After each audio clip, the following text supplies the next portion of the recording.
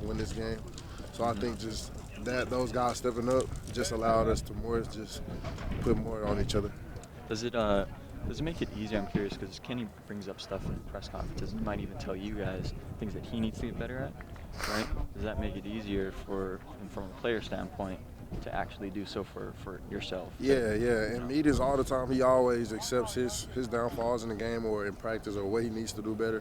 So I think that spreads to around the team, and everybody realizes what they need to do better, and they also hold other people accountable to what they think they should do better. So it's just like it's a cancer. It's a trickling down effect, and it grows on everybody around us.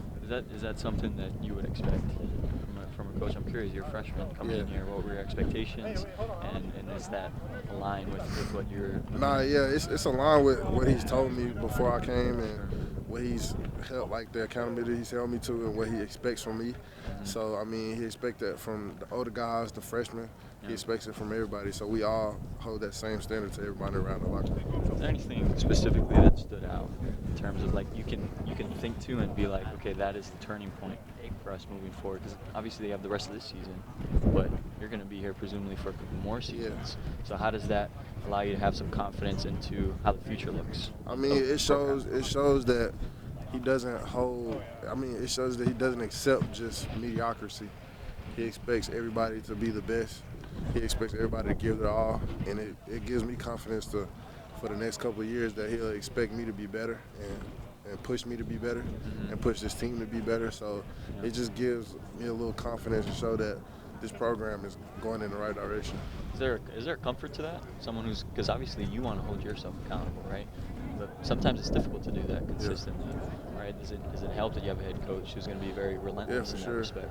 Yeah, it's good having a head coach that, I mean, it's just the little things in the hallway. He'll mention something from practice, and it's just those little nuggets that'll help you just realize, like, he really expects more, and he really is like watching you. Like, for instance, I was walking the hallway one day, and he just said something from a play. So as a freshman, that's good to see that. Oh, he really wants me to be better, and he's really watching. So it's good to see that. Something from a play, like a compliment, or he's saying, remember this, or what was the nature of that?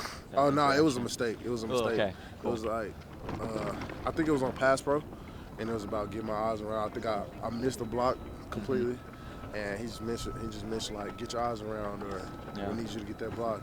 And it's just that makes me like, okay, I need to step my game up. Because my coach is watching, my coach is expecting me to be better.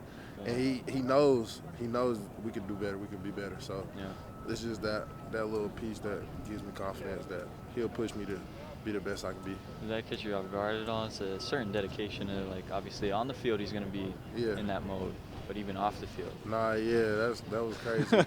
Because I think it was like earlier in practice too.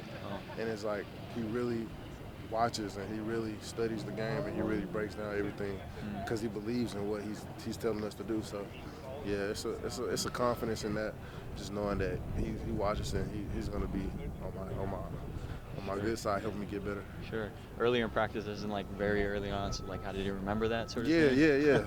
Okay, interesting.